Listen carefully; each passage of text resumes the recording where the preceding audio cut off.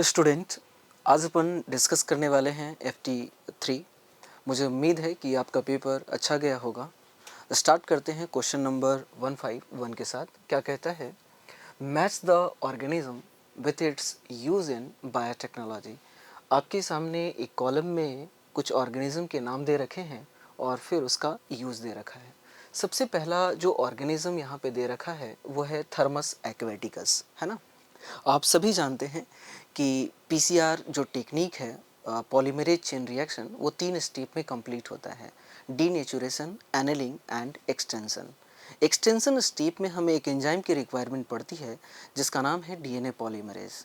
But हमें वो enzyme चाहिए जो हाई टेम्परेचर पे वर्क करे, यानी थर्मोस्टेबल एंजाइम की रिक्वायरमेंट है। और वो थर्मोस्टेबल एंजाइम जो हम यूज़ करते हैं जिसका नाम है टैक पॉलीमरेज। और इस टैक पॉलीमरेज को आइसोलेट किया जाता है एक बैक्टीरिया से जिसका नाम है थर्मस एक्वेटिकस, है ना। तो आप कह सकते हैं कि Thermus aquaticus Taq polymerase is use for extension step in PCR. तो हम कह सकते हैं ए का हमारा 4 होगा। नेक्स्ट हमारा जो माइक्रो ऑर्गेनिज्म दे रखा है उसका नाम है एग्रोबैक्टीरियम ट्यूमीफेसियंस।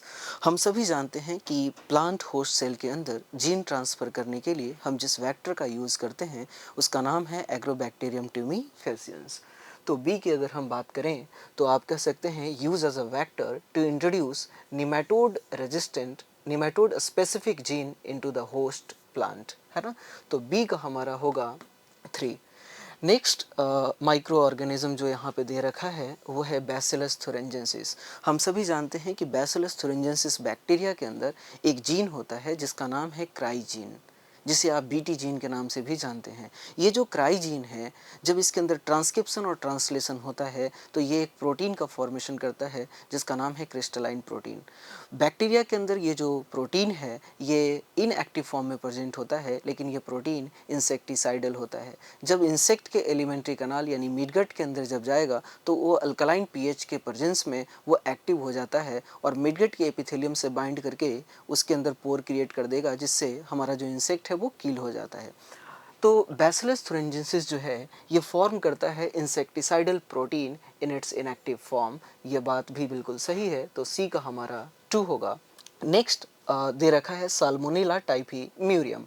देखिए, साल्मोनेला टाइफीम्यूरियम आपने सुना होगा कि Stanley Cohen and Herbert Boyer ने सबसे पहली बार रिकॉम्बिनेंट डीएनए को फॉर्म किया था।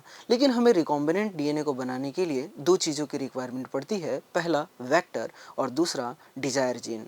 ठीक है, जो वेक्टर को उन्होंने आइसोलेट किया था वो साल्मोनेला टाइफीम्यूरियम से एक प्लाज्मिड को आइसोलेट किया गया था जो कि डबल स्टैंडर्ड सर्कुलर डीएनए था। और दूसरे बैक्टीरिया से जिसका नाम नहीं पता है कि वो कौन सा बैक्टीरिया लिया था उन्होंने, उससे एंटीबायोटिक रेजिस्टेंट जीन को लिया और इन दोनों को मिलाकर एक रिकॉम्बिनेंट डीएनए का फॉर्मेशन किया था। तो आप कह सकते हैं कि साल्मोनेला टाइफीम्यूरियम के प्लाज्मिड को यूज़ करके रिकॉम्बिनेंट डीएनए बनाया गया था। तो आप कह सकते हैं first recombinant DNA constructed by Cohen and Boyer. तो डी का हमारा होगा 1।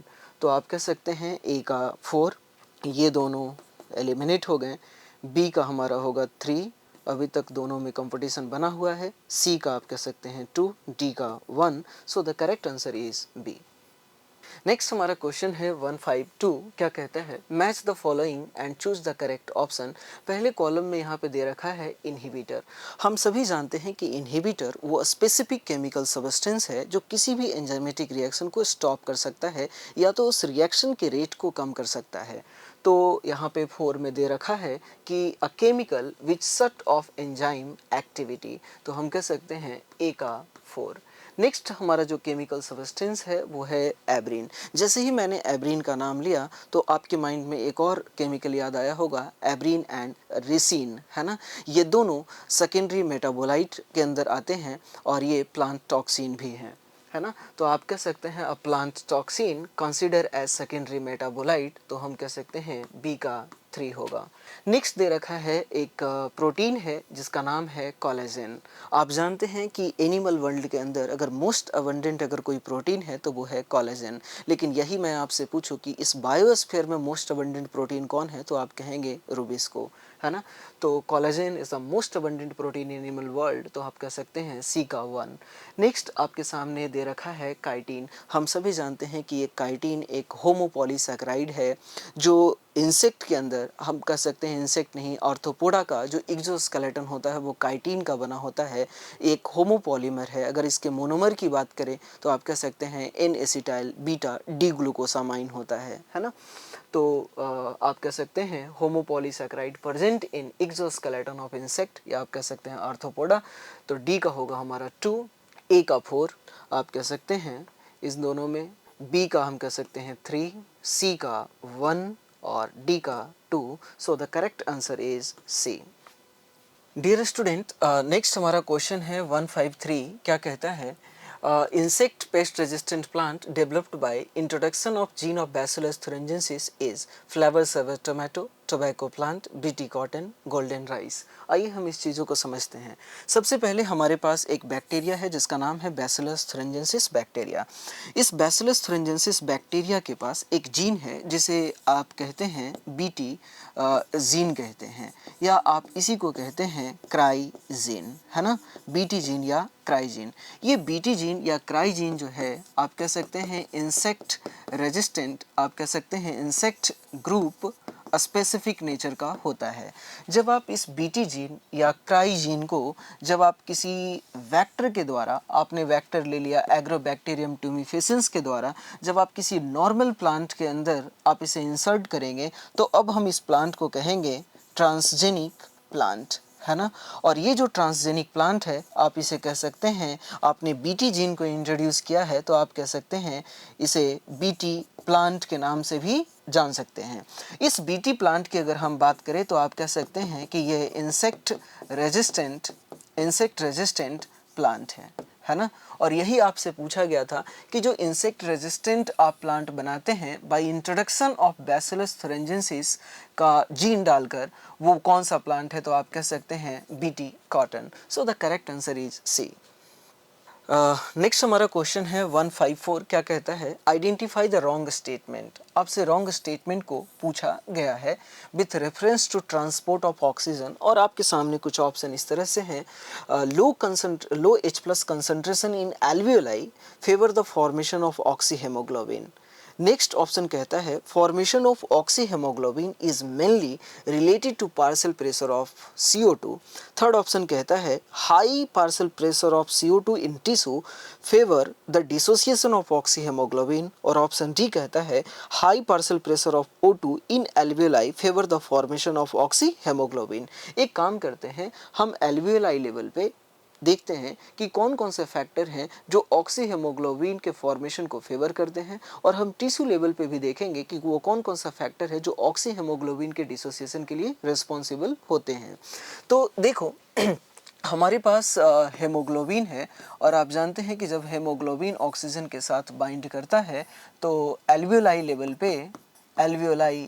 पे तो आप कहते हैं कि यहाँ पे बनता है ऑक्सी हेमोग्लोबिन HbO2 का फॉर्मेशन हुआ। ध्यान रखना ऑक्सी हेमोग्लोबिन का जो फॉर्मेशन है आप कह सकते हैं ये तभी हो पाएगा एल्वियोलाई लेवल पे जब ऑक्सीजन का पार्शियल प्रेशर ज़्यादा होगा, है ना। इसके अलावा आप कह सकते हैं CO2 का पार्शियल प्रेशर कम होगा, आप कह सकते हैं H+ का लेवल कम होगा, यानी आप कह सकते हैं pH जो है वो ज़्यादा होगा। तो ये कुछ फैक्टर है जो ऑक्सी हेमोग्लोबिन के फॉर्मेशन के लिए रिक्वायर्ड होते हैं। लेकिन जब यही ऑक्सी हेमोग्लोबिन ब्लड ट्रांसपोर्ट के द्वारा जब टिश्यू लेवल पे जब जाता है, जब आप ये कह सकते हैं टिश्यू लेवल पे जब जाएगा तो ये डिसोसिएट करेगा। लेकिन डिसोसिएशन के लिए आप कह सकते हैं कि वहाँ पे CO2 का जो लेवल होना चाहिए वो हाई होना चाहिए, ऑक्सीजन का जो पार्शियल प्रेशर होना चाहिए आप कह सकते हैं कम होना चाहिए, आप कह सकते हैं H+ का जो लेवल है वो ज़्यादा होना चाहिए, और H+ ज़्यादा होगा तो आप कह सकते हैं pH कम होनी चाहिए। पहला कहता है low H plus concentration in alveoli favour the formation of oxyhaemoglobin. हमने आपसे कहा तो कि H प्लस का लेवल अगर कम होगा तो ऑक्सीहेमोग्लोबिन का जो फॉर्मेशन है वो फेवर करता है। ये स्टेटमेंट हमारा सही है, लेकिन आपसे रॉन्ग स्टेटमेंट पूछा है।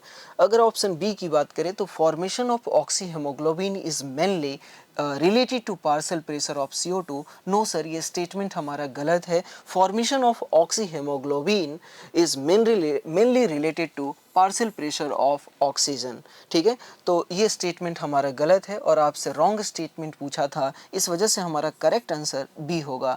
लेकिन ऑप्शन सी और डी को भी देखते हैं। कहता है high partial pressure of CO2, high partial pressure of CO2 in tissue favor the dissociation of oxyhemoglobin। हमने आपसे कहा कि जो ऑक्सीहेमोग्लोबिन बना है ये टिश्यू लेवल पे डिसोसिएट करता है और डिसोसिएशन के लिए जो चाहिए वो पार्शियल प्रेशर का ऑक्सीजन जो है वो हाई चाहिए। तो ये स्टेटमेंट हमारा सही है।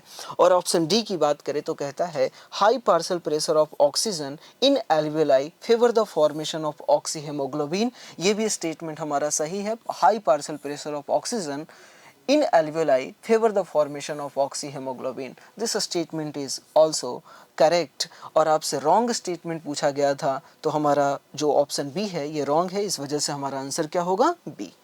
डियर स्टूडेंट, नेक्स्ट हमारा क्वेश्चन है 155। क्या कहता है, match the following disease with the causative organism and select the correct option. आपके सामने दो कॉलम दे रखे हैं और एक कॉलम में कुछ डिजीज के नाम हैं और दूसरे कॉलम में उसके कॉजेटिव एजेंट हैं। तो सबसे पहला जो दे रखा है वह है एलिफेंटिएसिस। हम सभी जानते हैं कि एलिफेंटिएसिस का जो कॉजेटिव एजेंट है वह है व्यूचरेरिया बैनक्रॉफ्टी और व्यूचरेरिया मलाई। तो आइए यहाँ पे मैच करते हैं। पहला ट्राइकोफाइटॉन दे रखा है जो कि गलत है। व्यूचरेरिया मलाई तो हम कह सकते हैं ए का 3। रिंग वॉर्म, हम सभी जानते हैं कि जो रिंग वॉर्म है इसका जो पॉजिटिव एजेंट है वह है माइक्रोस्पोरम, ट्राइकोफाइटॉन एंड एपिडर्मोफाइटॉन। और यहाँ पे पहला ही स्टेटमेंट दे रखा है ट्राइकोफाइटॉन, तो बी का हमारा होगा 1। सी में दे रखा है मैलिग्नेंट मलेरिया। हम सभी जानते हैं कि जो मैलिग्नेंट मलेरिया को कॉज करने के लिए जो प्रोटोजोआ है वो है प्लाज्मोडियम फैल्सीफेरम, तो सी का हमारा होगा 4। और अमोबियसिस की अगर हम बात करें तो इसका पॉजिटिव एजेंट है इंटरमीबा हिस्टोलाइटिका, तो डी का हमारा होगा 3। तो अब आप मैच कर सकते हैं। ए का 2 ये गलत हो गया, ये गलत हो गया, बी का 1, सी का 4 और डी का 3। So the correct answer is B. Dear student, next हमारा क्वेश्चन है 156। क्या कहता है, first meiotic division of primary oocyte is completed. हम सभी जानते हैं कि फीमेल के अंदर जो फर्स्ट म्यूटिक डिवीजन है oogenesis के दौरान टर्सरी फॉलिकल के अंदर ओवुलेशन से ठीक पहले देखने को हमें मिलता है, क्योंकि जो सेकेंड म्यूटिक डिवीजन है वो स्पर्म के कांटेक्ट में आने के बाद हमें देखने को मिलता है और फर्स्ट म्यूटिक डिवीजन है वो ओवुलेशन से आप कह सकते हैं पहले हमें देखने को मिलेगा टर्सरी फॉलिकल में। तो पहला ऑप्शन कहता है at the time of copulation within fallopian tube, गलत है ये। After formation of ovum within the ovary, ये भी गलत है। At the time of fertilisation within ampulla, no sir. Within tertiary follicle prior to ovulation, तो हमारा जो करेक्ट आंसर होगा वो डी होगा। नेक्स्ट हमारा क्वेश्चन है 157। क्या कहता है, असर्सन रीजन का आपसे सवाल पूछा गया है। असर्सन कहता है सैक्रोमाइसिस सेरेवेसी प्रोड्यूस एसिटिक एसिड। देखिए हम सभी जानते हैं कि सैक्रोमाइसिस सेरेवेसी जो है ये हम इसे बेकर ईस्ट और ब्रीवर ईस्ट के नाम से जानते हैं। हम इसे अल्कोहलिक फर्मेंटेड बेवरेजेस बनाने के लिए यूज़ करते हैं और ब्रेड बनाने के लिए यूज़ करते हैं। तो ये स्टेटमेंट हमारा गलत है। एसिटिक एसिड जो है इसे हम ऑब्टेन करते हैं एसिटोबैक्टर एसिटाइस से। रीजन कहता है ट्राइकोडर्मा पॉलीस्पोरम जो है प्रोड्यूस करता है ब्लड कोलेस्ट्रॉल लोवरिंग एजेंट। ये भी स्टेटमेंट हमारा गलत है। हम सभी जानते हैं कि ट्राइकोडर्मा पॉलीस्पोरम से हम ऑब्टेन करते हैं साइक्लोस्पोरिन ए, और जो ब्लड कोलेस्ट्रॉल लोवरिंग एजेंट है जिसे आप स्टैटिन कहते हैं इसे ऑब्टेन किया जाता है मोनस्कस परप्यूरस जो कि एक ईस्ट है। तो असर्सन भी गलत है, रीजन भी गलत है, तो आप कह सकते हैं both assertion and reason are false, so the correct answer is D. Next हमारा क्वेश्चन है 158। क्या कहता है, choose the correct pair from the following, है ना। पहला दे रखा है डीएनए पॉलीमरेज और उसके सामने दे रखा है separate two stand of DNA. नहीं सर, डीएनए के दोनों स्टैंड को सेपरेट करने के लिए हमें हाई टेम्परेचर की रिक्वायरमेंट होती है, 94 डिग्री सेल्सियस की रिक्वायरमेंट होती है, तो ये डीएनए पॉलीमरेज का काम नहीं है। न्यूक्लियस में कहता है ब्रेक न्यूक्लियोटाइड इनटू न्यूक्लियोसाइड। देखिए न्यूक्लियस का काम है न्यूक्लिक एसिड को ब्रेक करना, और न्यूक्लियोटाइड जो होता है इसको ब्रेक करने के लिए हम न्यूक्लियोटाइडेज का यूज़ करते हैं, तो ये भी हमारा गलत है। आगे कहता है restriction into nucleus may cut at a specific position within DNA. हम सभी जानते हैं कि किसी भी डीएनए को कट करने के लिए, किसी भी डीएनए को स्पेसिफिक पोजीशन पे कट करने के लिए जिस एंजाइम का हम यूज़ करते हैं उसका नाम है रिस्ट्रिक्शन इंटू न्यूक्लियस, और ये रिस्ट्रिक्शन इंटू न्यूक्लियस वहीं पे कट लगाता है जहाँ पे इसका रिकॉग्निशन साइट होता है, और वो रिकॉग्निशन साइट पैलिंड्रोमिक नेचर का होता है। तो हमारा ये स्टेटमेंट जो है वो सही है। फिर भी हम आगे देखते हैं लाइगेजेस की अगर हम बात करें तो कहता है break the DNA into fragments. नहीं सर, लाइगेजेस का काम होता है टू डीएनए फ्रैगमेंट को जोड़ना, ना कि उसे ब्रेक करना। आपसे पूछा गया था करेक्ट पेयर, तो हम कह सकते हैं कि 158 का जो करेक्ट आंसर होगा वो सी होगा। नेक्स्ट हमारा क्वेश्चन है 159। क्या कहता है the stage of plasmodium that infect mosquito to complete its sexual cycle is. देखिए अब तक हम लोग यही सवाल सुनते आए हैं कि प्लाज्मोडियम का वो कौन सा स्टेज है जो किसी हेल्दी पर्सन को इन्फेक्ट करता है, तो आप कहते हैं स्पोरोजोइट, है ना। लेकिन यहाँ पे आपसे सवाल पूछा गया है कि प्लाज्मोडियम का वो कौन सा स्टेज है जो एक हेल्दी फीमेल एनाफिलिस मॉस्किटो को इन्फेक्ट करता है और सेक्सुअल साइकिल जो है वो उसका कंप्लीट होता है। तो देखिए इस चीज़ को समझने के लिए, जब भी कोई हेल्दी फीमेल एनाफिलिस मॉस्किटो किसी मलेरिया पेशेंट के ऊपर जब बाइट करती है, जब बैठकर बाइट करेगी, तो क्या करती है कि उस मलेरियल पेशेंट के ब्लड को सक करती है।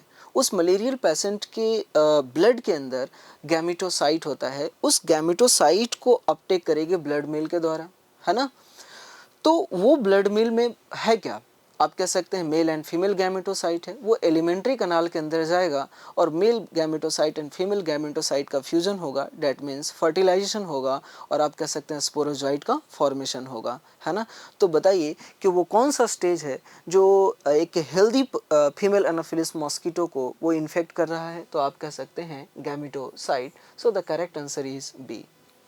नेक्स्ट हमारा क्वेश्चन है 160। क्या कहता है select the correct event that occur during expiration, है ना। आइए थोड़ा हम समझने की कोशिश करते हैं एक्सपायरेशन को।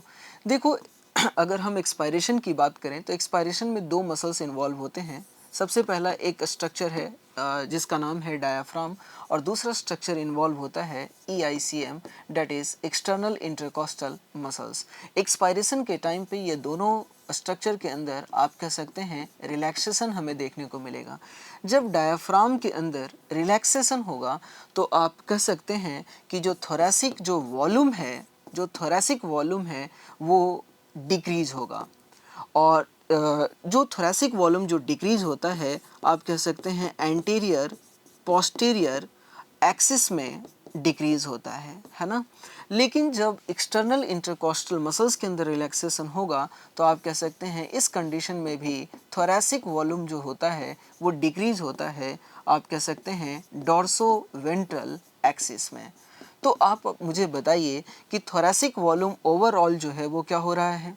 ओवरऑल अगर हम देखें तो जो थोरैसिक वॉल्यूम है आप कह सकते हैं डिक्रीज हो रहा है। थोरैसिक वॉल्यूम का डिक्रीज होना, इसका मतलब जो पल्मोनरी जो वॉल्यूम है, जो पल्मोनरी वॉल्यूम है वो भी डिक्रीज होगा, और जब पल्मोनरी वॉल्यूम डिक्रीज होगा तो मुझे बताना कि जो इंट्रा पल्मोनरी जो प्रेशर है वो इंक्रीज होगा, और जैसे ही इंट्रा पल्मोनरी प्रेशर इंक्रीज होगा हमें देखने को मिलता है एक्सपायरेशन। तो आपने क्या देखा कि एक्सपायरेशन के लिए, एक्सपायरेशन के टाइम पे डायाफ्राम के अंदर रिलैक्सेशन हो रहा है और EICM एक्सटर्नल इंटरकोस्टल मसल्स के अंदर रिलैक्सेशन हो रहा है ना। तो पहला यहाँ पे कहता है कि करेक्ट आपसे पूछा गया है कि करेक्ट इवेंट आपसे पूछा गया है, तो यहाँ पे कह रहा है कॉन्ट्रैक्शन ऑफ डायाफ्राम। क्या एक्सपायरेशन के दौरान क्या डायाफ्राम के अंदर कॉन्ट्रैक्शन होता है? नहीं सर, रिलैक्सेशन होता है, तो ये गलत हो गया। Pulmonary volume decrease as diaphragm become dome shape. आप मुझे बताइए कि क्या पल्मोनरी वॉल्यूम बढ़ रहा है या घट रहा है। आपसे कहा पल्मोनरी वॉल्यूम डिक्रीज, तो हमने कहा कि जब थोरैसिक वॉल्यूम घटेगा तो पल्मोनरी वॉल्यूम भी घटेगा, और पल्मोनरी वॉल्यूम घटेगा तभी इंट्रा पल्मोनरी जो प्रेशर है वो इंक्रीज होगा। तो ये इवेंट हमारा सही है, इंक्रीज इंट्रा पल्मोनरी प्रेशर। तो हमने कहा कि अगर पल्मोनरी वॉल्यूम घटेगा तो इंट्रा पल्मोनरी प्रेशर जो है वो बढ़ेगा, तो ये भी हमारा सही है। फिर आगे कहता है contraction of external intercostal muscles. External intercostal muscles के अंदर कॉन्ट्रैक्शन नहीं होता है, रिलैक्सेशन होता है, तो ये गलत है। और अब आपसे पूछा गया है करेक्ट इवेंट, तो आप कह सकते हैं बी एंड सी जो है ये करेक्ट इवेंट है। So the correct answer is B. Dear student, next हमारा क्वेश्चन है 161। क्या कहता है the end of the T wave in a standard ECG represent. देखिए, जब भी आप एक स्टैंडर्ड ईसीजी की बात करते हैं तो आपको पी वेव दिखाई देगा। इसके अलावा आप कह सकते हैं क्यू आर एस आपको कॉम्प्लेक्स मिलेगा, और उसके बाद आपको टी वेव मिलेगा। आपसे पूछा गया है कि and of the T wave क्या रिप्रेजेंट करता है। देखिए, यहाँ पे आप देख सकते हैं कि हमारा ये जो पार्ट आपको दिख रहा है ये है एंड ऑफ टी वेव, और हम सभी जानते हैं कि and of the T wave mark करता है एंड ऑफ वेंट्रिकुलर सिस्टोल, है ना। तो सबसे पहला यहाँ पे दे रखा है डीपोलराइजेशन ऑफ ऑरिकल, ये तो पी वेव का काम है, ये गलत है। डीपोलराइजेशन ऑफ द वेंट्रिकल, ये भी गलत है। End of the ventricular systole, ये हमारा करेक्ट आंसर है। End of the joint diastole, ये भी गलत है। तो आप कह सकते हैं कि एक स्टैंडर्ड ईसीजी के अंदर end of the T wave mark करता है end of ventricular systole. So the correct answer is C. Dear student, next हमारा क्वेश्चन है 162। क्या कहता है चूज द करेक्ट स्टेटमेंट, है ना। आपके सामने 4 स्टेटमेंट दे रखा है और उसमें करेक्ट स्टेटमेंट को चूज करना है। पहला स्टेटमेंट कहता है the functional insulin has A and B chain link together by disulphide bond. हम सभी जानते हैं कि एक फंक्शनल इंसुलिन के अंदर 2 चेन होते हैं, एक पेप्टाइड ए और दूसरा पेप्टाइड बी, और ये दोनों पेप्टाइड एक दूसरे से डाइसल्फाइड बॉन्ड की हेल्प से जुड़े होते हैं। तो ये स्टेटमेंट हमारा सही है। लेकिन आगे बढ़ते हैं। क्या कहता है a pro insulin has extra peptide called B peptide. Pro insulin कहने का मतलब है इमैच्योर इंसुलिन, और इमैच्योर इंसुलिन के अंदर जो एक्स्ट्रा पेप्टाइड होता है वो सी पेप्टाइड होता है, ना कि बी पेप्टाइड होता है। तो ये हमारा गलत है। सी ऑप्शन कहता है genetically engineered insulin is produced in Entamoeba coli in its active and readymade form. देखिए, जो जेनेटिकली इंजीनियर्ड जो इंसुलिन है वो बनाया जाता है इस रेसिया कोलाई के अंदर, ना कि इंट अमीबा कोलाई के अंदर। ये भी हमारा गलत है। ऑप्शन डी कहता है in man insulin is synthesise within alpha cell of pancreas. हम सभी जानते हैं कि ह्यूमन के अंदर जो इंसुलिन का प्रोडक्शन होता है वो पैनक्रियास के बीटा सेल के अंदर होता है, ना कि अल्फा सेल के अंदर। तो ये भी हमारा गलत है। सो 162 का जो करेक्ट आंसर होगा वो ए होगा।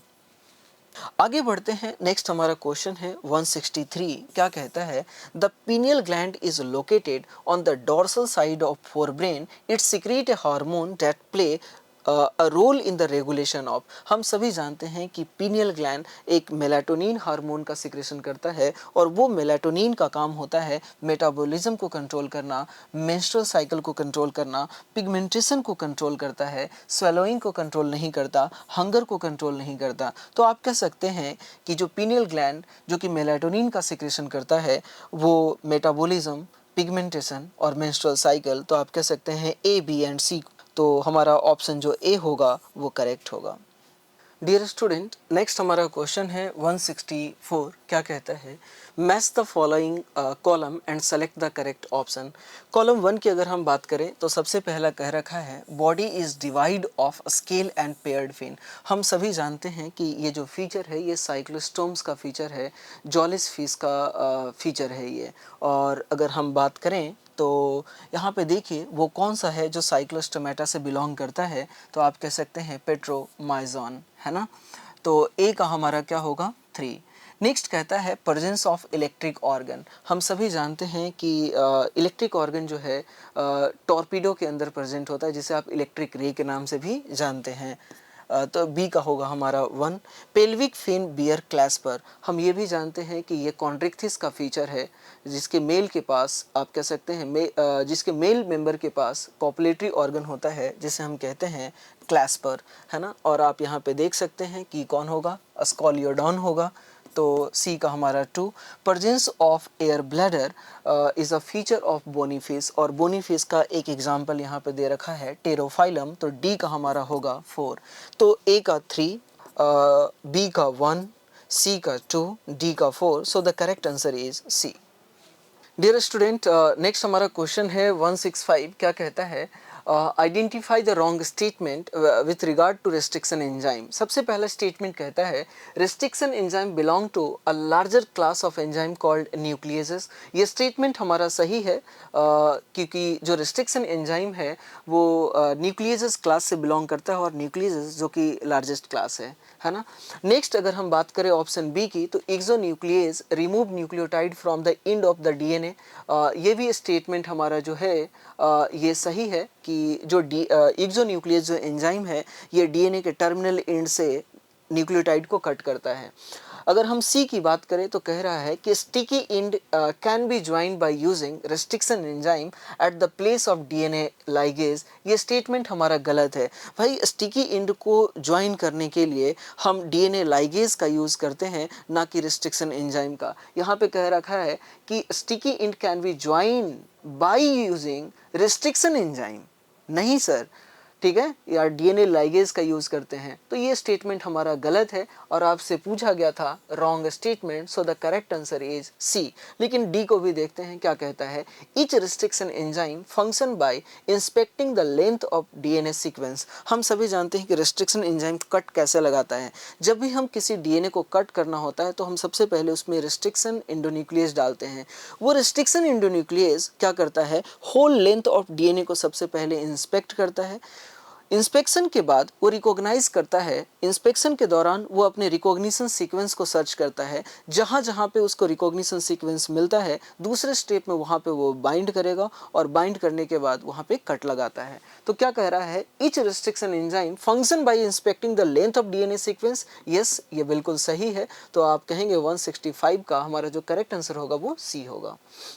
नेक्स्ट हमारा क्वेश्चन है 166। क्या कहता है, match the following list of bacteria and their commercially important product, है ना। एक कॉलम में आपके सामने बैक्टीरिया का नाम दे रखा है और दूसरे कॉलम में उसका प्रोडक्ट दे रखा है।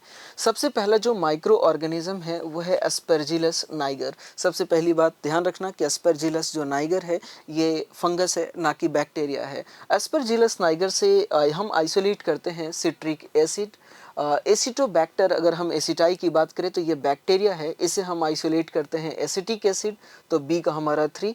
कोलेस्ट्रीडियम ब्यूटालिकम से हम आइसोलेट करते हैं ब्यूटारिक एसिड, तो आप कह सकते हैं 2। और लैक्टोबैसिलस जो बैक्टीरिया है इसे हम लैक्टिक एसिड आइसोलेट करते हैं, तो डी का हमारा होगा 1। तो ए का 4, बी का 3, सी का 2 और डी का 1, so the correct answer is C. Dear student, next हमारा क्वेश्चन है 167। क्या कहता है, match the following column and select the correct option. आपके सामने दो कॉलम दे रखा है, कॉलम 1 एंड कॉलम 2, और एक साइड आप देखेंगे तो सबसे पहला ए में दे रखा है क्राइजीन। हम सभी जानते हैं कि क्राइजीन जो होता है ये नेचुरली प्रेजेंट होता है बैसिलस थुरिंजेंसिस बैक्टीरिया के अंदर। तो अगर हम यहाँ पे देखें तो कह रहा है आइसोलेटेड फ्रॉम बैसिलस थुरिंजेंसिस, तो हमारा ए का होगा 2। दूसरा दे रखा है एडिनोसिन डी एमिनेज। हम सभी जानते हैं कि जो एडिनोसिन डी एमिनेज एंजाइम है ये रिस्पॉन्सिबल होता है lymphocyte, B lymphocyte and T lymphocyte के मैच्योरेशन के लिए, और जब वो मैच्योर होगा तो हमारा जो इम्यून सिस्टम है वो स्ट्रांग होगा। ठीक है, तो अगर हम ऑप्शन की बात करें तो यहाँ पे डी में दे रखा है enzyme which is crucial for the immune system to function, तो हम कह सकते हैं बी का 3 होगा। सी में कहता है आरएनए इंटरफेरेंस। हम सभी जानते हैं कि आरएनए इंटरफेरेंस एक जीन साइलेंसिंग का प्रोसेस है जो हम यूकैरियोटिक ऑर्गेनिज्म के अंदर करते हैं। तो सी का हम कह सकते हैं involve silencing of a specific mRNA, तो सी का हमारा होगा 4। और आखिरी दे रखा है प्रोब। हम सभी जानते हैं कि प्रोब सिंगल स्टैंडर्ड या तो डीएनए हो सकता है या सिंगल स्टैंडर्ड आरएनए हो सकता है, और इसके साथ रेडियो एक्टिव जो मॉलिक्यूल होते हैं वो टैग्ड होते हैं। तो डी का अगर हम बात करें तो यहाँ पे आप ए कह सकते हैं, दे रखा है सिंगल स्टैंडर्ड डीएनए और RNA tagged with radio active molecule. तो ए का हमारा होगा 2, बी का हमारा होगा 3, सी का अगर हम 4 देखें और डी का 1। So the correct answer is D. Dear student, next हमारा क्वेश्चन है 168। क्या कहता है, which of the following is the most abundant protein in whole of the biosphere. देखिए, अगर आपसे कोई पूछे कि एनिमल वर्ल्ड के अंदर अगर मोस्ट अबंडेंट कोई प्रोटीन है तो वो कौन है, तो हम कहते हैं कोलेजन, है ना। लेकिन अगर आपसे होल बायोस्फीयर की अगर आप बात करें, ठीक है, तो आप कह सकते हैं कि रोबिस्को। तो हमारा जो करेक्ट आंसर होगा वो डी होगा। 168 का करेक्ट आंसर डी। नेक्स्ट हमारा क्वेश्चन कहता है 169 में, विच of the following will cause release of ovum from the Graafian follicle. हम सभी जानते हैं कि ओवुलेशन के लिए एक हार्मोन की ज़रूरत पड़ती है जिसका नाम है LH, और high concentration of LH is responsible for the rupturing of Graafian follicle. तो यहाँ पे कह रहा है हाई कंसंट्रेशन ऑफ प्रोजेस्टेरॉन, जो कि गलत है। हाई कंसंट्रेशन ऑफ LH ये हमारा करेक्ट आंसर होगा। लेकिन आगे भी देखते हैं, लो कंसंट्रेशन ऑफ FSH नहीं, लो कंसंट्रेशन ऑफ एस्ट्रोजन, जो कि गलत है। तो 169 का जो करेक्ट आंसर है वो बी होगा। नेक्स्ट हमारा क्वेश्चन है 170। क्या कहता है, wings of butterfly and wings of bird. हम सभी जानते हैं कि ये wings of butterfly and wings of bird are analogous organ, है ना। एनालोगस आप कह सकते हैं ऑर्गन। और आप ये भी जानते हैं कि एनालोगस जो ऑर्गन है ये शो करता है कन्वर्जेंट एवोल्यूशन। और अब आप ऑप्शन चेक कीजिए, wings of butterfly and wings of bird are example of convergent evolution. Next दे रखा है इंडस्ट्रियल मेलेनिज्म, जो कि गलत है। नेचुरल सिलेक्शन, ये भी गलत है। एडप्टिव रेडिएशन, ये भी गलत है। तो 170 का जो करेक्ट आंसर होगा वो ए होगा। डियर स्टूडेंट, नेक्स्ट हमारा क्वेश्चन है 170। क्या कहता है, select the option including all sexually transmitted disease. देखिए, पहला ऑप्शन में दे रखा है सिफिलिस, जो कि सेक्सुअली ट्रांसमिटेड डिजीज से बिलोंग करता है। ट्यूबरकुलोसिस ये STD से बिलोंग नहीं करता। जेनाइटल वार्ड्स की अगर हम बात करें तो ये STD से बिलोंग करता है ना। मलेरिया ये STD नहीं है। फाइलेरियसिस ये भी STD नहीं है। गोनोरिया ये STD है ना। लेकिन ये दोनों ऑप्शन हमारे इनकरेक्ट हैं। जेनाइटल हर्ब्स STD है। क्लेमाइडियसिस ये भी STD है। और ट्राइकोमोनियसिस जो ट्राइकोमोनास वेजाइनलिस से होता है, आप कहेंगे कि ये दोनों के दोनों हमारा कह सकते हैं ये तीनों जो डिजीज़ है ये STD डिजीज़ है। So the correct answer is C. लेकिन ऑप्शन डी को भी देखते हैं। एड्स STD तो है, लेकिन फाइलेरियसिस STD नहीं है। हेपेटाइटिस बी जो है STD है, लेकिन फाइलेरियसिस की वजह से ऑप्शन डी गलत हो गया। तो 171 का जो करेक्ट आंसर होगा वो सी होगा। नेक्स्ट हमारा क्वेश्चन है 172। क्या कहता है, match the following column and select the correct option. Column 1 में कुछ ब्लड सेल्स के आपके सामने नाम दे रखे हैं, और वो भी ब्लड सेल्स में स्पेशली मैं देख पा रहा हूँ कि सिर्फ WBC हैं। और दूसरे साइड में अगर हम देखें कॉलम 2 में, तो वहाँ पे उसका फंक्शन दे रखा है। सबसे पहला अगर हम कॉलम में देखें तो जो WBC का नाम दे रखा है वो है इयोसिनोफिल। इयोसिनोफिल जिसे आप एसिडोफिल के नाम से भी जानते हैं। आप ये बात जानते हैं कि जब भी हमारे बॉडी के अंदर कोई एलर्जिन इंटर करता है या कोई भी पैरासिटिक इन्फेक्शन होता है, जैसे टेनियसिस की अगर हम बात करें या एस्कैरियसिस की बात करें, या आप कह सकते हैं एलर्जिक डिजीज जैसे हे फीवर हो, ठीक है, तो उस कंडीशन में हमारे ब्लड के अंदर इयोसिनोफिल का जो नंबर है वो इंक्रीज हो जाता है। उस कंडीशन को आप इयोसिनोफिलिया भी कहते हैं। तो मैच कीजिए, क्या कहता है, synthesise and release anticoagulant, no sir. Associated with allergic reaction of the body, yes. Eosinophil जो है एलर्जिक रिएक्शन से रिलेटेड है, तो एक आप कहेंगे 2। बेसोफिल की अगर हम बात करें तो हम ये बात जानते हैं कि बेसोफिल जो है ये सिक्रीट करता है हिस्टामिन, सीरोटोनिन एंड हेपरिन, तो आप कह सकते हैं synthesise and release anticoagulant heparin, तो बी का हम कहेंगे 1। न्यूट्रोफिल की अगर हम बात करें, देखिए पॉलीमॉर्फो न्यूक्लियर ल्यूकोसाइट, और आप जानते हैं इसी को हम कहते हैं न्यूट्रोफिल। ये न्यूट्रोफिल सेलुलर बैरियर के अंदर आता है, और सेलुलर बैरियर की हम बात करें, it is a part of innate immunity, है ना। तो आप कह सकते हैं कि जो न्यूट्रोफिल है act as a cellular barrier of innate immunity, तो सी का हमारा होगा 4। और अगर हम लिम्फोसाइट की अगर हम बात करें तो आप कह सकते हैं कि ये मेमोरी सेल को प्रोड्यूस करता है आफ्टर इनकाउंटर, तो डी का हमारा होगा 3। तो आप कह सकते हैं ए का 2, बी का 1, सी का 4, डी का 3। So the correct answer is D. Next हमारा क्वेश्चन है 173, क्या कहता है, embryological support of evolution was proposed by. हम सभी जानते हैं कि जो एम्ब्रियोलॉजिकल सपोर्ट है इवोल्यूशन के संदर्भ में, उसे देने वाले जो साइंटिस्ट हैं वो है Ernst Haeckel. So the correct answer is D. Next हमारा क्वेश्चन है 174, क्या कहता है, the acoelomate animal which are triploblastic having dorsoventrally flattened body are placed in which phylum. हम सभी जानते हैं कि जो डॉर्सोवेंट्रली जो फ्लैटेड बॉडी है और ट्रिप्लोब्लास्टिक नेचर और एसिलोमेट नेचर जो है, ये फाइलम प्लैटीहेलमिन्थेस का फीचर है। So the correct answer is A. Dear student, next हमारा क्वेश्चन है 175, क्या कहता है, which of the following is more likely to cause diuresis. सबसे पहले तो हमें समझना होगा कि जो डायूरेसिस जो कंडीशन है ये होता क्या है। आप सभी जानते हैं कि जो डायूरेसिस है, इसमें जो यूरिन का जो आउटपुट है, यूरिन जो वॉल्यूम है वो इंक्रीज हो जाता है, और यूरिन वॉल्यूम का इंक्रीज होना इसका मतलब ये है कि आपके बॉडी के अंदर जो एडीएच का जो सिक्रीशन है, एडीएच का जो सिक्रीशन है वो क्या हो गया, एडीएच का जो सिक्रीशन है वो कम होगा। तो जब एडीएच का सिक्रीशन कम होगा तो वाटर का जो रीएब्जॉर्प्शन है, वाटर जो रीएब्जॉर्प्शन है आप कह सकते हैं from DCT and collecting duct से क्या होगा, कम होगा।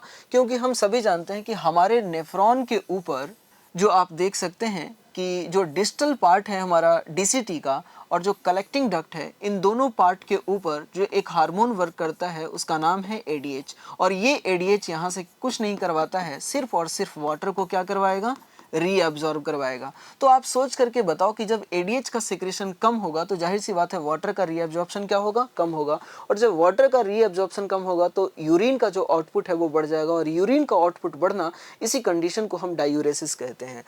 तो कहता है which of the following is more likely to cause diuresis. पहला कहता है reabsorption of sodium and water from the distal part of neural tubule due to aldosterone, no sir. Decrease in secretion of atrial natriuretic factor which cause vasoconstriction, ये भी गलत है।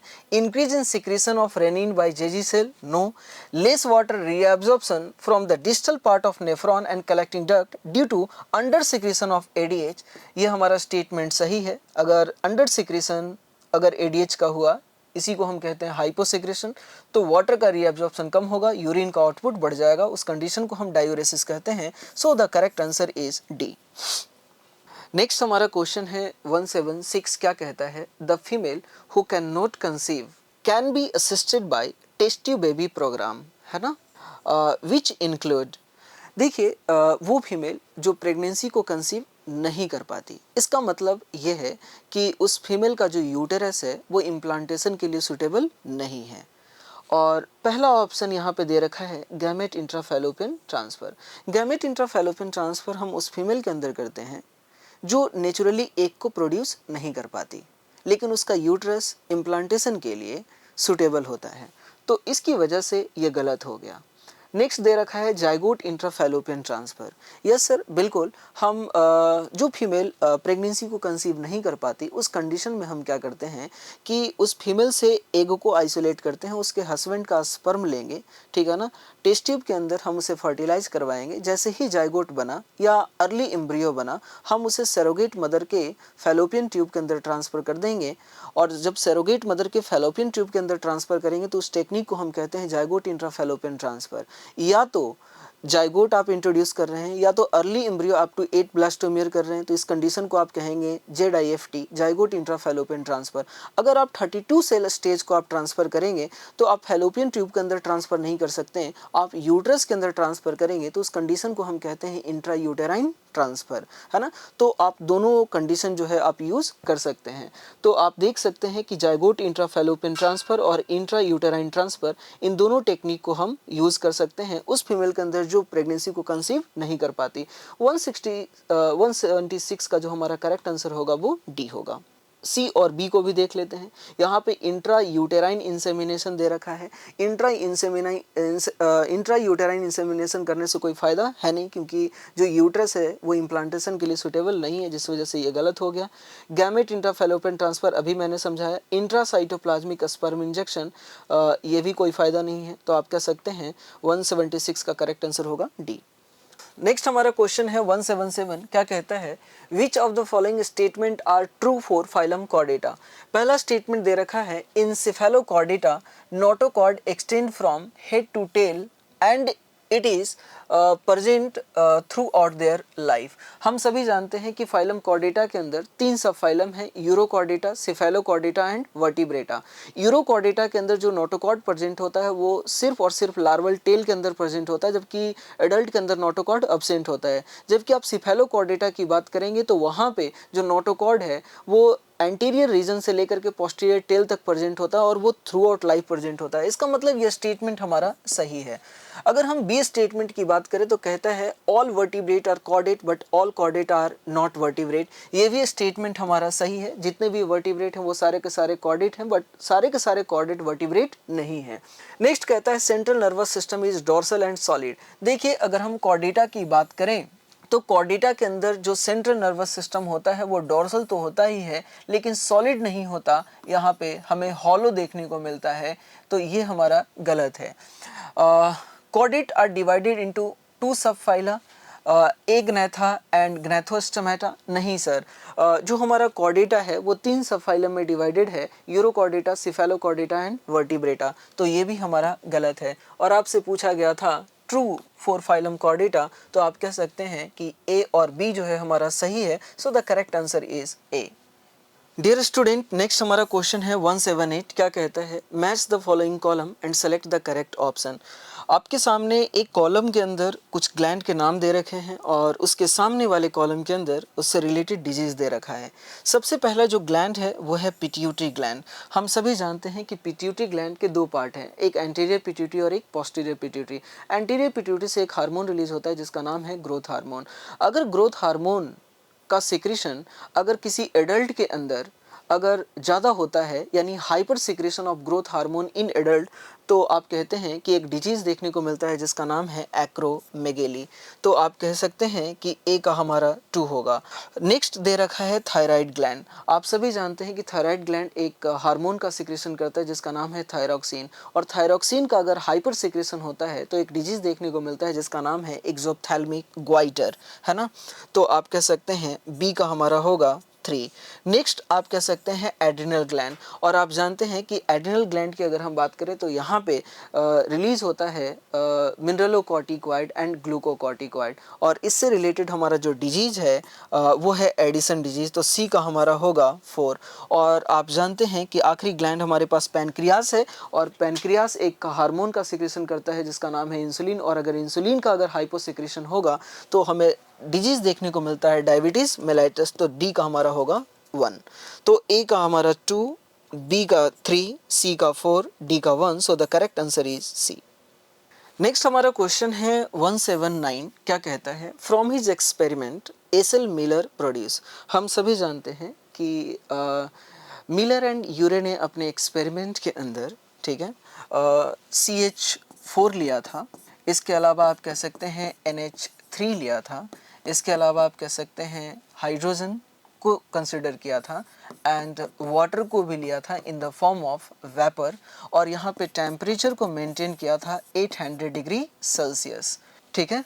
और इन सारी चीज़ों को कंसिडर करने के बाद, ठीक है ना, उन्होंने देखा कि यहाँ पे कुछ अमीनो एसिड जो है वो अपीयर हुआ, है ना। तो क्या कहता है, from his experiment S L Miller produce amino acid, यहाँ तक तो सही है, बाई CH3 नहीं, CH4 को लिया था, सुगर बाय मिक्सिंग नहीं, nitrogen bases no, amino acid by mixing CH4 H2NH3 and water vapour at 800 degree Celsius. Yes, हमारा ये स्टेटमेंट सही है। सो 179 का जो करेक्ट आंसर होगा वो डी होगा। नेक्स्ट हमारा क्वेश्चन है 180। क्या कहता है, यहाँ पे जब आप क्वेश्चन को देखेंगे तो आपको पता चलेगा कि ये फ्रॉग से रिलेटेड क्वेश्चन है, मैच द कॉलम में पूछा गया है। सबसे पहला पॉइंट यहाँ पे दे रखा है copulatory pad in male frog. हम सभी जानते हैं कि जो मेल फ्रॉग होता है उसके ट्रंक के ऊपर 2 पेयर लिम्ब हमें देखने को मिलता है, 4 लिम्ब और हाइंड लिम्ब। अगर हम 4 लिम्ब की बात करें तो उस पर आपको 4 डिजिट मिलेगी। जो फर्स्ट डिजिट है, ठीक है, उसके ऊपर आपको कॉपुलेटरी पैड देखने को मिलता है। तो आप कह सकते हैं कि जो कॉपुलेटरी पैड है present on the first digit of 4 limb, तो एक आप कहेंगे पी। इन हाइबरनेशन फ्रॉग रेस्पायर। हम सभी जानते हैं कि चाहे हाइबरनेशन हो या एस्टिवेशन हो, इन दोनों कंडीशन के अंदर जो फ्रॉग है वो स्किन के द्वारा रेस्पायरेशन करता है, और जब रेस्पायरेशन स्किन के द्वारा होता है तो उस कंडीशन को हम कहते हैं क्यूटेनियस रेस्पायरेशन, है ना। तो इन हाइबरनेशन द फ्रॉग रेस्पायर आप कह सकते हैं थ्रू स्किन, तो बी का हम कहेंगे आर। सी में कहता है optic lobe and a frog are part of. हम सभी जानते हैं कि हमारे अंदर अगर ह्यूमन की अगर हम बात करें तो 4 ऑप्टिक लोब मिलता है जिसे हम कार्पोरा क्वाड्रिजेमिना कहते हैं, और ये ऑप्टिक लोब हमारे अंदर मिड ब्रेन का पार्ट है। ठीक उसी प्रकार फ्रॉग के अंदर भी आपको ऑप्टिक लोब मिलता है, और ये ऑप्टिक लोब फ्रॉग के अंदर भी मिड ब्रेन का पार्ट है। तो आप कह सकते हैं कि optic lobe in a frog are part of mid brain, तो आप कह सकते हैं सी का यू। अगर हम बीडर्स कनाल की बात करें तो हम ये बात जानते हैं कि बीडर कनाल जो होता है यह structural and functional communication form करता है रिप्रोडक्टिव एंड एक्सक्रीटरी ऑर्गन के बीच में, और स्पर्म पाथवे का काम आता है ये। तो आप कह सकते हैं कि जो बीडर कनाल, एक बात और ध्यान रखना कि ये बीडर कनाल सिर्फ और सिर्फ आपको मेल फ्रॉग के अंदर मिलता है। तो Bidder canal present in male frog, male frog kidney for the passage of a sperm, तो आप डी का आप कहेंगे एक्स। तो ए का हमारा पी हो गया, बी का आर, ए का पी, बी का आर, सी का यू और डी का X. So the correct answer is B.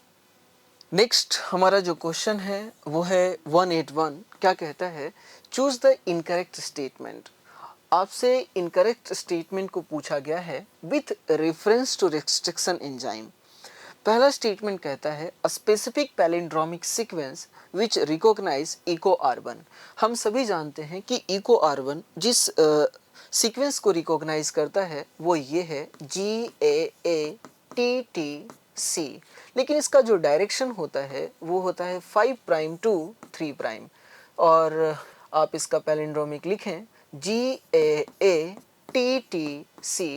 Direction है 5 प्राइम टू 3 प्राइम, और यहाँ पे दे रखा है the specific palindromic sequence which is recognised by Eco R one is 5 to 3। Direction तो सही है लेकिन यहाँ पे CTTAAG दे रखा है जो कि गलत है, और आपसे इनकरेक्ट स्टेटमेंट पूछा गया था और इनकरेक्ट ये है। So the correct answer is ए। लेकिन आगे भी देख लेते हैं क्या कहता है। Restriction enzyme may cut the strand of DNA a little away from the center of the palindromic site। हम सभी जानते हैं कि जो रेस्ट्रिक्शन साइट होता है, जो रेस्ट्रिक्शन एंजाइम होते हैं वो दो तरह से कट लगाते हैं। एक आप कह सकते हैं स्ट्रेट कट और एक ऑब्लिक कट। अगर आप ऑब्लिक कट को देखेंगे तो वहाँ पे restriction enzyme centre of palindrome से, आप यहाँ पे देख लीजिए कि अगर आप इसके अंदर आप इको आर1 डालेंगे तो देखो सेंटर ऑफ पैलिंड्रोम क्या है, ये जो पार्ट आपको दिख रहा है ये सेंटर ऑफ पैलिंड्रोम है, लेकिन कट कहाँ पे लगाता है, इस साइड पे लगाता है। तो आप कह सकते हैं कि जो इको आर1 है, जो रेस्ट्रिक्शन एंजाइम है, वो सेंटर ऑफ पैलिंड्रोम से लिटिल अवे कट लगा रहा है। लेकिन जब आप कह सकते हैं नॉन स्टिकी अगर आप कट देखेंगे तो वहाँ पे सेंटर ऑफ पैलिंड्रोम पे कट लगाता है। तो आप कह सकते हैं कि restriction enzyme may cut the strand of DNA a little away from the center of palindrome site। Yes, ये स्टेटमेंट हमारा सही है। restriction endonucleases are used in genetic engineering to form recombinant DNA molecule। Yes, recombinant DNA molecule को बनाने के लिए हम restriction endonucleases का यूज़ करते हैं, ये भी सही है। These enzymes cut the strand of DNA between the same two bases on the opposite strand। Yes, बिल्कुल सही है। आप यहाँ पे देखिए G और A के बीच में कट लग रहा है, और अपोजिट स्टैंड में भी जी और ए के बीच में कट लग रहा है, तो ये भी हमारा सही है। आपसे इनकरेक्ट पूछा गया था और इनकरेक्ट स्टेटमेंट ए है, so the correct answer is A. Dear student, next हमारा क्वेश्चन है 182। क्या कहता है? Identify the substance having glycosidic bond and peptide bond respectively in their structure. हम सभी जानते हैं कि जो ग्लाइकोसिडिक बॉन्ड है ये हमें कार्बोहाइड्रेट के अंदर देखने को मिलता है, और जो पेप्टाइड बॉन्ड है ये हमें प्रोटीन के अंदर हमें देखने को मिलता है ना। और अब आप यहाँ पे ढूंढिए, रिस्पेक्टिवली पूछा है, तो ग्लिसरॉल आप कह सकते हैं ये फैट का कंपोनेंट है, काइमोट्रिप्सिन आप कह सकते हैं ये प्रोटीन है, और ये फैट है, तो ये हमारा गलत हो गया। स्टार्च जो कि एक कार्बोहाइड्रेट है, इनुलिन ये भी कार्बोहाइड्रेट है, तो दोनों के अंदर आपको ग्लाइकोसिडिक बॉन्ड मिलेंगे। जिंजली ऑयल ये फैट है, आप कह सकते हैं लिपिड है, या आप यहाँ पे कह सकते हैं इंसुलिन। तो जिंजली ऑयल के अंदर अगर आप बात करेंगे तो फैट है, तो यहाँ पे तो आपको मिलेगा नहीं ग्लाइकोसिडिक बॉन्ड। इंसुलिन की अगर हम बात करें तो यहाँ पे कह सकते हैं डाइसल्फाइड बॉन्ड आपको मिलेगा और पेप्टाइड बॉन्ड मिलेगा, तो ये भी गलत हो गया। ग्लाइकोजन जो कि एक कार्बोहाइड्रेट है, और पेप्सिन की अगर हम बात करें तो ये प्रोटीन है, और कार्बोहाइड्रेट के अंदर आपको ग्लाइकोसिडिक बॉन्ड मिलेगा, प्रोटीन के अंदर आप कह सकते हैं पेप्टाइड बॉन्ड आपको देखने को मिलेगा। और आपसे रिस्पेक्टिवली पूछा था, तो हमारा जो करेक्ट आंसर होगा वो डी होगा। डियर स्टूडेंट, नेक्स्ट हमारा क्वेश्चन है 183। क्या कहता है? असर्शन रीजन से आपसे सवाल पूछा गया है। असर्शन कहता है the descending limb of loop of Henle contain hypertonic urine and ascending Henle's loop urine become hypertonic. आइए थोड़ा इस असर्शन को हम देखते हैं, क्या ये सही है। देखिए, जैसे ही आप कह सकते हैं मल्पीजियन बॉडी के अंदर जब अल्ट्रा फिल्ट्रेशन होता है, तो यहाँ पे आपको देखने को मिलेगा ग्लोमेरुलर फिल्ट्रेट। जो ग्लोमेरुलर फिल्ट्रेट आता है उसकी ऑस्मोलैरिटी होती है 300। जब ये ग्लोमेरुलर फिल्ट्रेट जब लूप ऑफ हेनले के अंदर आएगा तो इसकी ऑस्मोलैरिटी कितनी है? 300, लेकिन सराउंडिंग में ऑस्मोलैरिटी कितनी है? 400।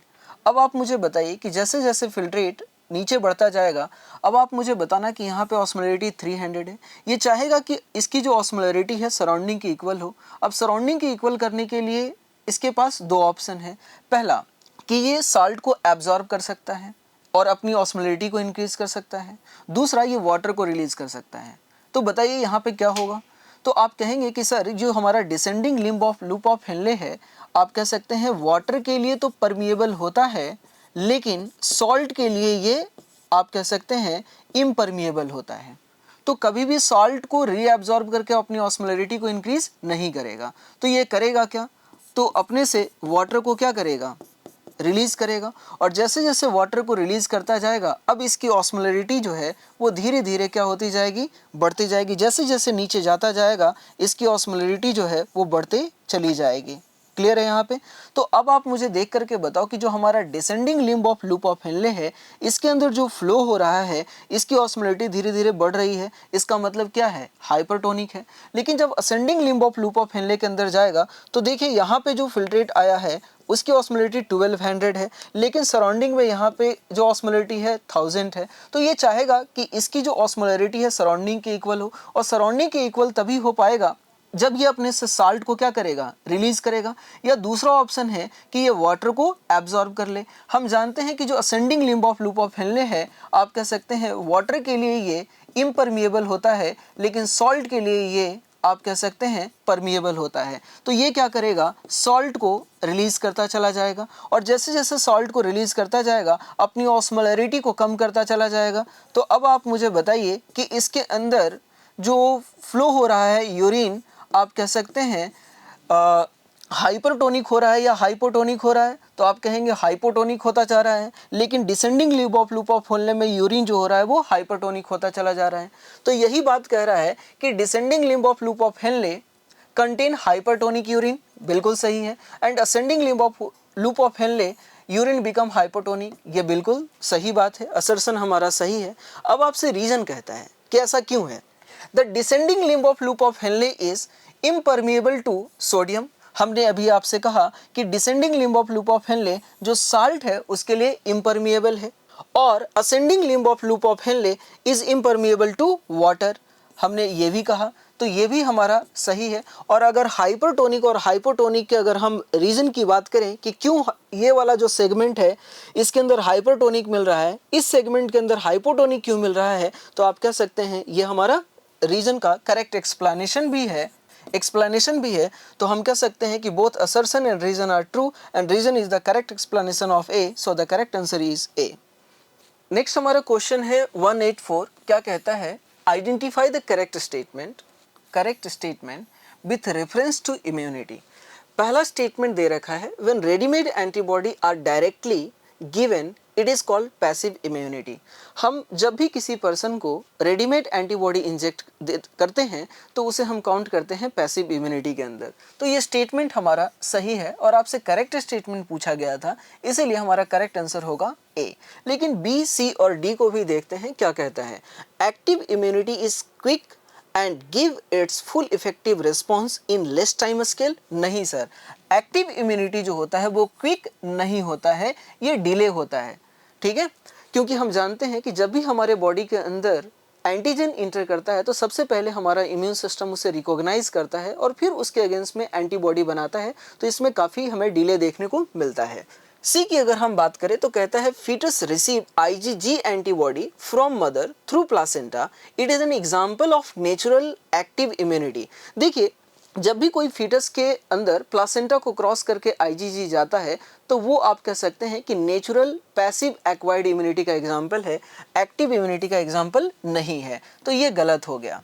अगर हम डी की बात करें तो कहता है, if a person is infected with tetanus bacterium Clostridium tetani, immunization with anti-tetanus serum will provide active immunity to the person। देखिए, जब भी आप किसी पर्सन को एंटी टेटनस सीरम देते हैं तो ये पैसिव इम्यूनाइजेशन के अंदर आता है।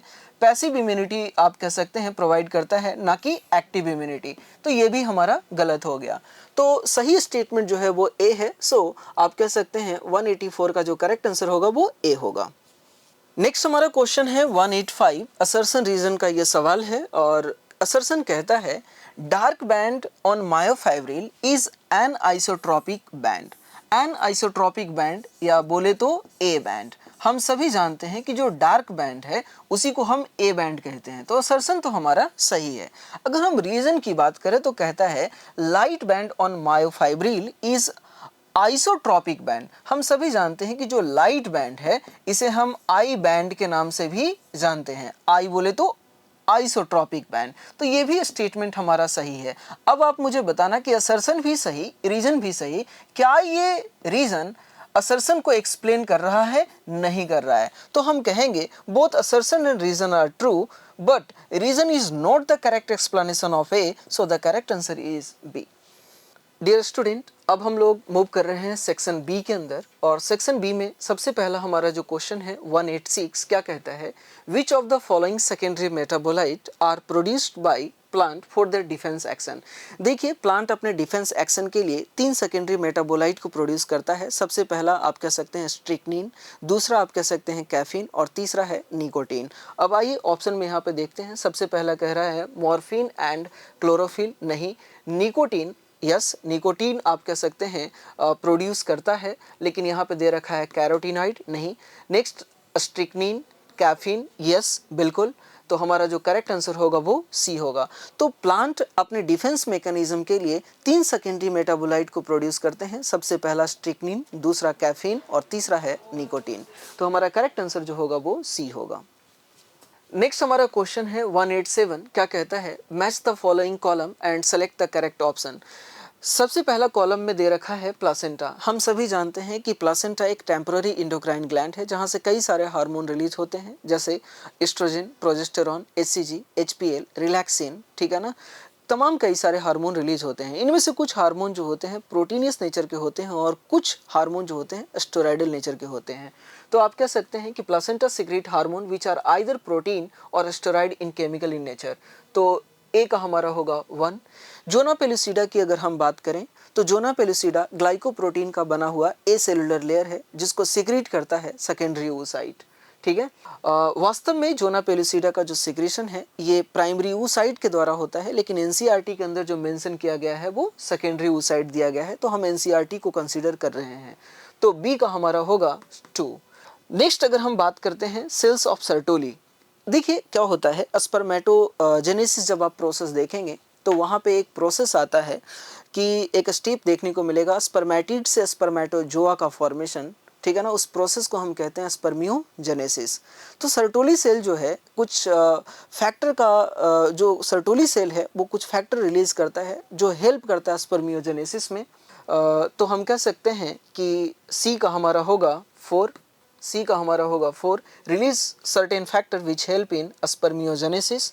और अगर हम सेमिनल प्लाज्मा की बात करें तो इसमें कैल्शियम होता है, फ्रुक्टोज होता है एंड कई सारे एंजाइम होते हैं। तो डी का हमारा होगा 3। तो ए का 1, बी का 2, सी का 4 और डी का 3। So the correct answer is D. Dear student, next हमारा क्वेश्चन है 188। क्या कहता है, consider the following statement and select the correct option. Statement A कहता है impulse transmission across a chemical synapse is always faster than that across electrical synapse. हम सभी जानते हैं कि इलेक्ट्रिकल साइनेप्स के अंदर जो इम्पल्स का जो कंडक्शन होता है वो सबसे फास्ट होता है केमिकल साइनेप्स के कंपैरिजन में। यानी इलेक्ट्रिकल साइनेप्स के अंदर जो इम्पल्स का कंडक्शन होगा वो फास्ट होता है और केमिकल के अंदर जो कंडक्शन होता है वो स्लो होता है। लेकिन यहाँ पे कह रहा है उल्टा, impulse conduction across a chemical synapse is always faster then, ये गलत है। स्टेटमेंट अगर हम बी की बात करें तो कहता है electrical synapse are rare in our body. ये स्टेटमेंट सही है, हम सभी जानते हैं कि हमारे बॉडी के अंदर जो इलेक्ट्रिकल साइनेप्स है वो रेयर है। तो only statement B is correct, so the correct answer is D. Next हमारा क्वेश्चन है 189। क्या कहता है, match the following column and select the correct option. Column 1 में दे रखा है adult with radial symmetry and larva with bilateral symmetry. हम सभी जानते हैं कि पूरे एनिमल किंगडम के अंदर एक फाइलम है इकाइनोडर्मेटा, और इकाइनोडर्मेटा के जो लार्वा होते हैं वो बाइलेटरल सिमेट्री शो करते हैं और जो एडल्ट हैं वो रेडियल सिमेट्री शो करते हैं। और अब आप यहाँ पे ढूंढिए कि वो कौन है इकाइनोडर्मेटा का मेंबर। यहाँ पे दे रखा है ओफ्यूरा, जिसे आप ब्रिटल स्टार के नाम से जानते हैं, ये इकाइनोडर्मेटा का मेंबर है। तो हम कहेंगे ए का 3। ग्रिगेरियस पेस्ट, हम लोकस्टा की बात करते हैं, लोकस्टा को ही कहा जाता है ग्रिगेरियस पेस्ट। ग्रिगेरियस पेस्ट हम इसलिए कहते हैं, पेस्ट वर्ड हम इसलिए यूज करते हैं क्योंकि प्लांट को हार्म करता है। ग्रिगेरियस हम इसलिए कहते हैं क्योंकि ये लाखों के ग्रुप में होते हैं। तो आप कह सकते हैं बी का हमारा होगा 4। बुक गिल्स जो कि एक रेस्पिरेटरी ऑर्गन है लिमुलस का, तो सी का हम कह सकते हैं 2। बायोल्यूमिनेसेंस, हम ये सभी जानते हैं कि बायोल्यूमिनेसेंस एक लिविंग ऑर्गेनिज्म की प्रॉपर्टी है टू इमिट लाइट, और ये प्रॉपर्टी एनिमल किंगडम के अंदर आपको टीनोफोरा फाइलम में देखने को मिलता है। और टीनोफोरा का यहाँ पे एक मेंबर दे रखा है प्लूरोब्रैकिया। तो डी का हमारा होगा 1। तो ए का 3, बी का 4, सी का 2, डी का 1। तो आप कह सकते हैं करेक्ट आंसर होगा सी। नेक्स्ट हमारा क्वेश्चन है 190। क्या कहता है, hyperglycaemia, ketonuria and glycosuria are indicative of. हम सभी जानते हैं कि ये तीनों feature, hyperglycaemia, ketonuria and glycosuria are the indicative of diabetes mellitus. ये तीनों सिम्टम आपको डायबिटिक पेशेंट के अंदर आपको देखने को मिलेगा। So the correct answer is B. Next हमारा क्वेश्चन है 191। क्या कहता है, match the following column and select the correct option. Column 1 में दे रखा है वर्टिब्रोस्टर्नल रिब्स। हम सभी जानते हैं कि वर्टिब्रोस्टर्नल रिब्स ये वो रिब है जिसका एक एंड वर्टिब्रल कॉलम से अटैच होता है और जो दूसरा रिब है वो हमारे स्टर्नम से डायरेक्टली आर्टिकुलेटेड होता है। और ये रिब को हम ट्रू रिब के नाम से भी जानते हैं, इसका नंबर 7 पेयर होता है। तो आप कह सकते हैं कि वर्टिब्रोस्टर्नल जो रिब है commonly known as true rib. और हम ये भी जानते हैं कि ह्यूमन का जो रिब होता है वो बाइसिफेलिक नेचर का होता है। तो ए का हम कह सकते हैं 3 होगा। अब दे रखा है यहाँ पे एक्रोमियन। हम सभी जानते हैं कि एक्रोमियन जो प्रोसेस है ये फ्लैट एक्सपैंडेड प्रोसेस है, आप कह सकते हैं स्कैपुला का। तो बी का हमारा होगा 4। और नेक्स्ट दे रखा है acetabulum. Acetabulum cavity is formed by the fusion of 3 bone, ilium, ischium and pubis. तो सी का हमारा होगा 2। और अगर हम क्लेविकल की बात करें तो क्लेविकल जिसे आप कॉलर बोन और ब्यूटी बोन के नाम से जानते हैं, जिसके अंदर 2 कर्वेचर होता है, तो आप कह सकते हैं has 2 curvature and commonly known as collar bone. तो डी का हमारा होगा 1। तो ए का आप कह सकते हैं ए का 3, बी का हम कह सकते हैं 4, सी का 2, और डी का 1, so the correct answer is C. Next हमारा क्वेश्चन है 192, क्या कहता है, choose the correct statement with reference to neural system of cockroach. पहला स्टेटमेंट कहता है if head of cockroach is removed it may live for few day because head hold only a bit of a nervous system. ये statement हमारा सही है। हम सभी जानते हैं कि अगर हम कॉकरोच के हेड को रिमूव भी कर दें तो वो कुछ दिनों तक सरवाइव कर सकता है। रीज़न बताइए ऐसा क्यों? क्योंकि हेड के अंदर नर्वस सिस्टम का कुछ ही पार्ट आपको देखने को मिलेगा और बाकी पार्ट आप कह सकते हैं हेड और थोरैक्स के जंक्शन पे प्रेजेंट होता है। तो ये स्टेटमेंट हमारा सही है।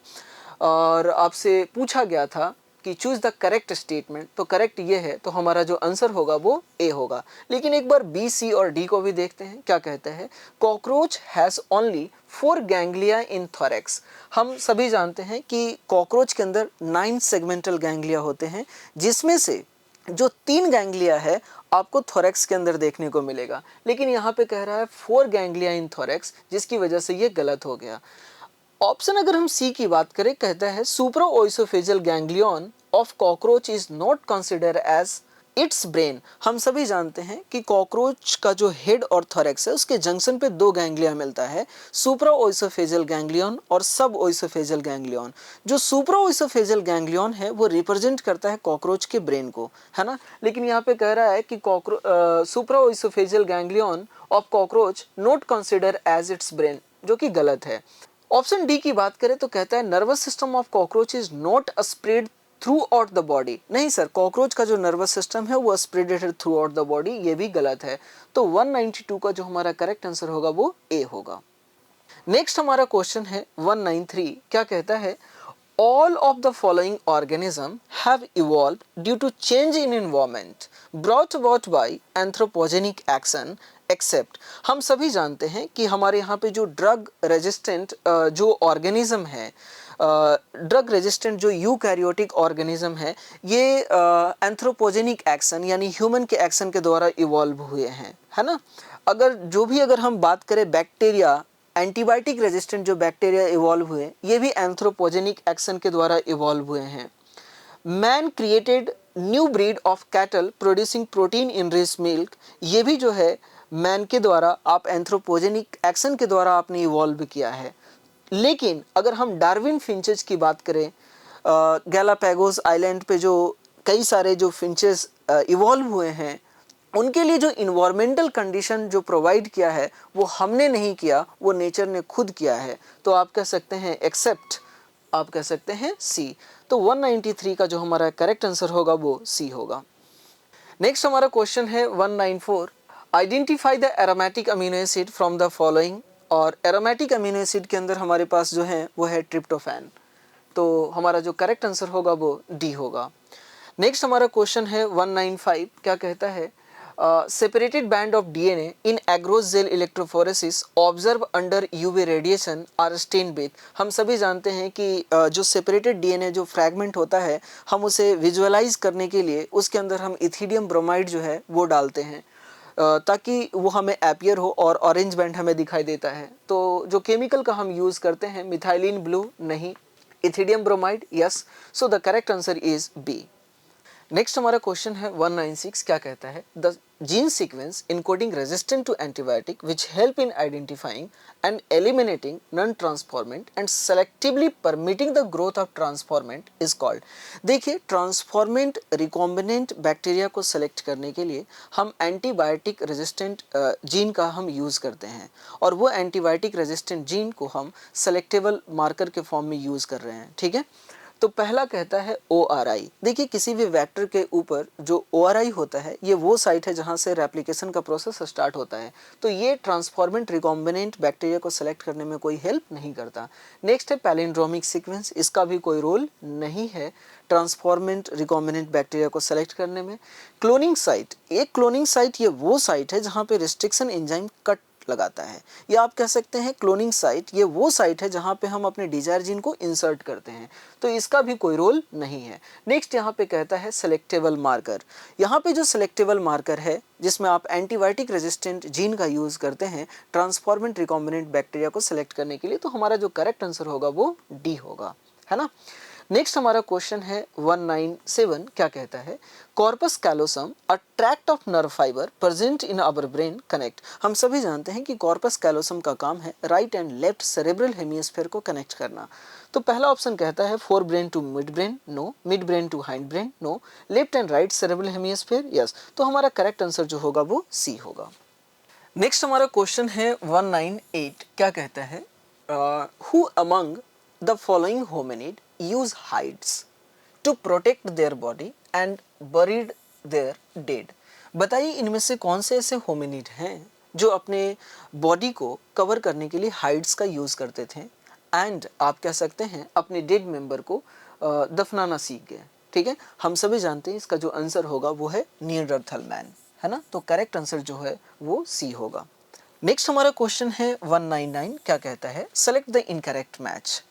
आप यहाँ पे देख पा रहे हैं कि सबसे पहला दे रखा है लैक्टेशनल एमिनोरिया और इसके सामने दे रखा है नेचुरल मेथड ऑफ कंट्रासेप्शन। ये बिल्कुल हमारा सही है कि हम लैक्टेशनल एमिनोरिया को नेचुरल मेथड ऑफ कंट्रासेप्शन में काउंट करते हैं। अब ऐसा क्यों होता है थोड़ा समझिएगा।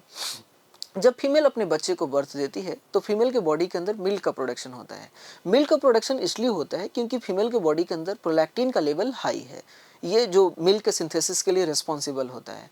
अब हाई लेवल ऑफ प्रोलैक्टिन क्या करता है? एफएसएच एंड एलएच के लेवल को कम कर देता है बाय नेगेटिव फीडबैक। ठीक है, तो नेगेटिव फीडबैक के द्वारा एफएसएच एंड एलएच का लेवल कम हो गया। अब एफएसएच एंड एलएच कम होगा तो जाहिर सी बात है फॉलिकुलर डेवलपमेंट नहीं होगा, ओवुलेशन नहीं होगा, मेंस्ट्रुअल साइकिल नहीं होगा। और जब मेंस्ट्रुअल साइकिल नहीं होगा तो वो फीमेल अनप्रोटेक्टेड सेक्सुअल इंटरकोर्स कर सकती है और अनप्रोटेक्टेड अगर सेक्सुअल इंटरकोर्स करेगी तो प्रेगनेंसी का कोई टेंशन है नहीं, प्रेगनेंसी कंसीव नहीं हो पाएगा, प्रेगनेंसी होगा ही नहीं, है ना। लेकिन ये लैक्टेशनल एमिनोरिया इफेक्टिव आप कह सकते हैं 6 मंथ तक ही एप्लीकेबल हो सकता है। तो ये हमारा सही है। लिपिस लूप की अगर हम बात करें तो इसे हम काउंट करते हैं लॉन्ग एक्टिंग रिवर्सिबल कंट्रासेप्टिव के अंदर, लेकिन यहाँ पे दे रखा है बैरियर मेथड ऑफ कंट्रासेप्शन जो कि गलत है और आपसे इनकरेक्ट मैच पूछा था। So the correct answer is B. लेकिन आगे भी देखते हैं। प्रोजेस्टासर्ट की अगर हम बात करें जो कि एक प्रकार का हार्मोन रिलीजिंग आईओडी है, ये सही है। स्टेलाइजेशन टेक्निक हम जानते हैं कि ये परमानेंट मेथड के अंदर आता है जिसकी रिवर्सिबिलिटी वेरी पुअर होती है और इस टेक्निक का हम यूज़ तब करते हैं जब हमें चाइल्ड की रिक्वायरमेंट नहीं होती है। तो terminal method to prevent any more pregnancy, yes ये सही है। और आपसे इनकरेक्ट पूछा था तो करेक्ट आंसर हमारा बी होगा। डियर स्टूडेंट, नेक्स्ट हमारा क्वेश्चन है 200, क्या कहता है? Select the incorrect statement. आपसे इनकरेक्ट स्टेटमेंट को पूछा गया है। पहला स्टेटमेंट कहता है कि the animal that have had their DNA manipulated are termed at transgenic animal. देखिए वो एनिमल जिसके जेनेटिक मटेरियल को आपने मैनिपुलेट कर दिया है उस एनिमल को हमने कहा ट्रांसजेनिक एनिमल। ये बात बिल्कुल सही है। जैसे कई सारे ट्रांसजेनिक एनिमल बनाए गए, ट्रांसजेनिक माइस है, ट्रांसजेनिक काऊ है, जिसे आप रोजी के नाम से जानते हैं। इनके जेनेटिक मटेरियल को आपने क्या किया है? मैनिपुलेट कर दिया है। तो ये स्टेटमेंट तो हमारा सही है लेकिन आपसे इनकरेक्ट पूछा गया है। बी की अगर हम बात करें तो कहता है human protein alpha 1 antitrypsin is used to treat emphysema. ये भी स्टेटमेंट हमारा सही है कि अल्फा 1 एंटीट्रिप्सिन का जो यूज़ है हम रेस्पिरेटरी डिजीज एम्फाइसीमा को ट्रीट करने के लिए करते हैं। ऑप्शन अगर हम सी की बात करें, transgenic mice are being used to test the safety of polio vaccine. Yes, transgenic animal हम इसलिए बनाते हैं और स्पेशली अगर हम माइस की बात करें ताकि हम अपने वैक्सीन को टेस्ट कर सकें, ये भी सही है। अगर हम डी की बात करें तो कहता है फर्स्ट ट्रांसजेनिक काऊ रोजी। यस, जो पहला जो ट्रांसजेनिक काऊ बनाया गया था उसका नाम है रोजी। प्रोड्यूस ह्यूमन लैक्टेट इन रिच मिल्क, जो कि गलत है। ट्रांसजेनिक काऊ जो रोजी है, ठीक है ना, उसके मिल्क के अंदर जो प्रोटीन मिलता है उसका नाम है ह्यूमन अल्फा लैक्ट एल्बुमिन, ना कि लैक्टेट इन रिच मिल्क। तो ये गलत है और आपसे इनकरेक्ट पूछा गया था तो हमारा इनकरेक्ट स्टेटमेंट जो है वो डी है। So the correct answer is D. इस तरह से हमारा जो डिस्कशन है वो कंप्लीट होता है। हमें उम्मीद है कि आपको डिस्कशन अच्छा लगा होगा। Thank you very much. आज के लिए इतना ही।